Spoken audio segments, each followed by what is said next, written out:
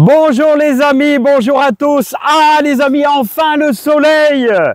Enfin le soleil. On va pouvoir un peu travailler un peu plus dans notre jardin. Et croyez-moi, il en a besoin parce que il y a un sacré nettoyage à faire, les amis, parce que on n'a pas pu y aller pendant une période de jours. Alors, vous savez, alors vous comprenez pourquoi je laisse 30 cm entre les lignes d'oignons, les amis, hein. Et c'est pour pouvoir aller dedans, nettoyer nos fameuses lignes d'oignons, hein. Voilà, hein. Bon, j'ai déjà fait pratiquement toutes les bandes. Alors les amis, j'aurais voulu vous donner quelques conseils, encore une fois, sur le fameux purin d'ortie. Ouais les amis, le fameux purin d'ortie, hein, qui est vraiment très utile au jardin. Alors les amis, vous avez vu, les orages arrivent, on a le soleil. Alors l'été, je vous ai commandé l'été pour la semaine prochaine. On est le 19 juin, vous allez voir qu'à partir du 22-23, on aura une belle montée de température et on va pouvoir savourer nos premières courgettes. On va pouvoir contempler aussi très certainement nos premières tomates d'ici, allez, peut-être 15 jours, qui sait là. Allez les amis, allez, je sens que ça va le faire et on va bien profiter de notre jardin la semaine prochaine, les amis. Allez, hop, super. Il est venu le temps des belles cerises, des cerises qui éclatent tellement qu'il a eu d'eau, vraiment trop d'eau, vraiment trop d'eau. Voici venu le temps des belles cerises, des cerises qui éclatent. La la la la la la la la la la la la la la la la la. Et les oiseaux, ils sont partis où? Mais ils sont partis où les oiseaux? Ils sont là. Jean-Michel Legendre et toute la compagnie. La compagnie des 7 oiseaux de papa et de maman. Je vous embête pas là. Bon allez les amis, c'est pas tout ça. Ouais, je vous laisse tranquille, vous préférez être à l'ombre. Je vous laisse tranquille. Hein. Pour l'instant, on n'a pas eu la visite du renard et tant mieux. J'espère qu'il ne reviendra jamais. Et allez les amis, on s'en va en direction du potager qui est de l'autre côté. Allez, c'est parti les amis. C'est parti mon kiki. Allez, cadre. Voilà, ça y est, il a cadré.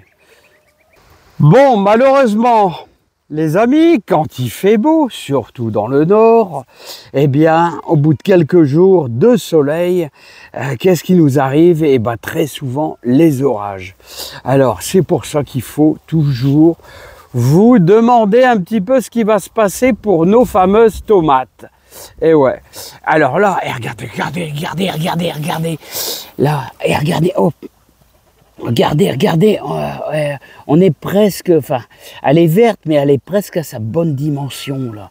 C'est-à-dire, on va dire 9-10 cm.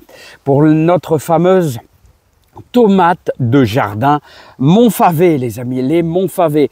Alors les amis, avant de vous parler du purin d'ortie et de protéger bien sûr vos tomates grâce au purin d'ortie, regardons un petit peu la prairie fleurie. Alors le but, mais pourquoi Philippe tu fais toujours de la prairie fleurie?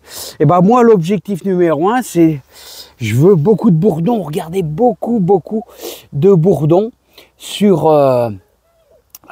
pour mes plantations, pour les courgettes, pour toutes sortes de légumes. Ça, c'est super important, les amis. Hein. Voilà, alors les épinards. Alors, vous voyez, j'ai arraché tous les mange-tout, c'est ce que j'ai fait. Je vais avoir une place de libre. Hier, on a encore mangé des super bons épinards à l'ail. Voilà, et là, on a 2 lignes de carottes, là, les amis, ils sont toutes petites, les carottes.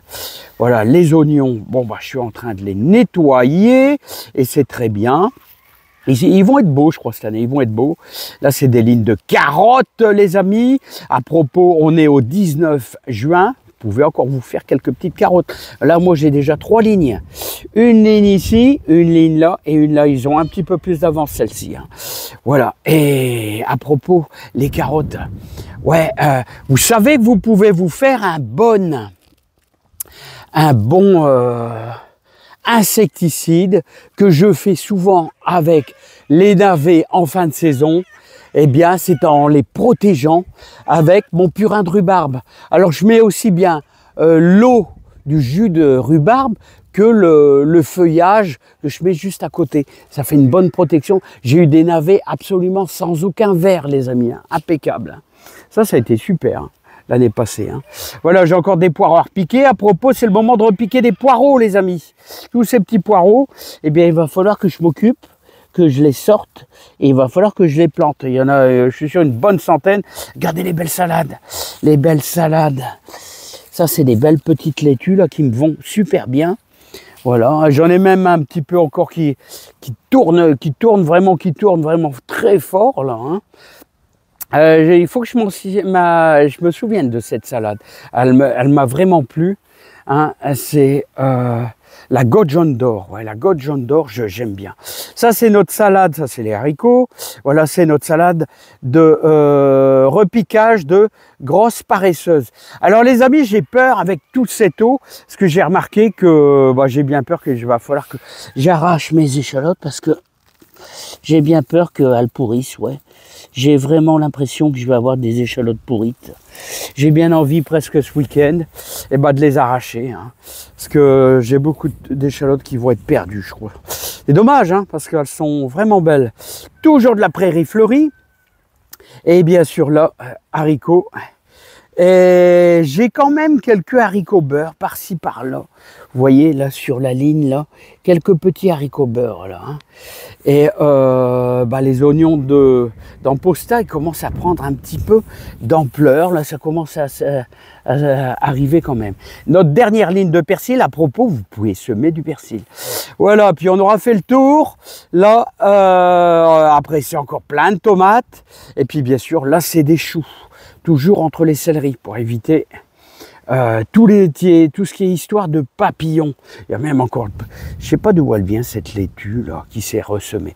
Allez, maintenant, on va préparer son petit pulvé et on va parler un petit peu du purin d'ortie. Voilà, parce que j'ai envie de faire de la prévention. Là, avec toute cette humidité qui est dans la terre, hein, j'ai pas envie qu'il se chope le mildiou. Alors, le purin d'ortie, c'est comme le purin de prêle, c'est un fongicide. Ça, disons, vous faites de la prévention pour éviter ce fameux mildiou qu'il se développe. Allez hop, c'est parti mon kiki. Et je vais donner un petit coup de pulvé, les amis. Alors les amis, je vous conseille toujours d'en avoir un peu d'avance de purin d'ortie. Hein. Toujours en avoir un petit peu d'avance. Celui-là, il est bien, il est dilué et tout, ça me va super bien. Hein, il n'est pas trop fort, c'est impeccable. Hein. Voilà, n'oubliez pas, la recette du purin d'ortie, c'est toujours 1 kg d'ortie, c'est-à-dire un gros sac comme un sac de course, voilà, rempli à ras-bord d'ortie sans graines. Donc, il faut toujours prévoir et avec 10 litres d'eau. Là, vous voyez, là, il y a 15 litres d'eau. Là, je l'ai dilué quand même un petit peu quand même. Allez, hop, c'est parti, mon kiki. C'est un fongicide. Ça empêche les champignons du mildiou de se développer sur vos tomates. Alors, les amis, vous devez toujours penser à faire de la prévention. Alors, après, surtout, on va arriver dans période d'été, là. On va arriver en période d'été où on aura des fortes chaleurs. À penser à préserver un peu vos tomates. Là, au purin d'ortie. Voilà, hein. Moi, je l'ai dilué un petit peu. Voilà, n'oubliez pas qu'aussi, je l'ai fait il y a une petite semaine avec un petit peu de savon noir et aussi une cuillère à café de bicarbonate ménager là. Hein. Alors c'est aussi c'est de la prévention. Hein. On fait un petit peu de prévention. Là pour l'instant ça va, mais je préfère quand même, vous voyez, faire un petit fongicide quand même. Voilà, au niveau des feuilles, vous pouvez faire là même par en dessous, vous voyez, vous faites un petit peu par en dessous. Là, j'ai plus beaucoup de pression. On va remettre un petit peu de pression. Voilà. Ouais, là, ça va beaucoup mieux. Voilà. voyez, hop. Faites le par en dessous, comme ça, ça protège bien au niveau des feuilles. Voilà. La part en dessous. Voilà. Bon, bah, en tout cas, les amis, bon, là, celui-là, je l'ai déjà fait. Sachez que vous pouvez faire ça aussi bien pour protéger. Alors, vous pouvez faire du purin d'ortie, comme vous pouvez faire du purin de prêle. C'est la même quantité, à peu près 1 kg pour 10 litres d'eau. Vous laissez macérer pendant une quinzaine de jours. Puis après, vous pouvez pulvériser. Hein. Voilà, mais attention, hein, au bout de 15 jours, il faut s'en servir, les amis. Ça, c'est important. Et c'est bien de faire toujours du frais. Ça, c'est important. Voilà, et surveillez bien le feuillage. N'oubliez pas que le mildiou, hein, si vous avez des feuilles un peu marron, vous les coupez, vous les jetez à la poubelle. Hein. Et puis bien sûr, vous pouvez faire de la prévention, exactement la même chose contre le mildiou, c'est-à-dire pour vos pommes de terre. Surveillez vos feuillages de pommes de terre. Voilà, c'est tous les conseils que je peux vous donner de Philippe le petit jardinier moyen, ici au nord de Béthune. Allez, bye bye, et vous aurez de la belle tomate. Je vous le souhaite vraiment de tout cœur. Prenez soin de vous, les amis.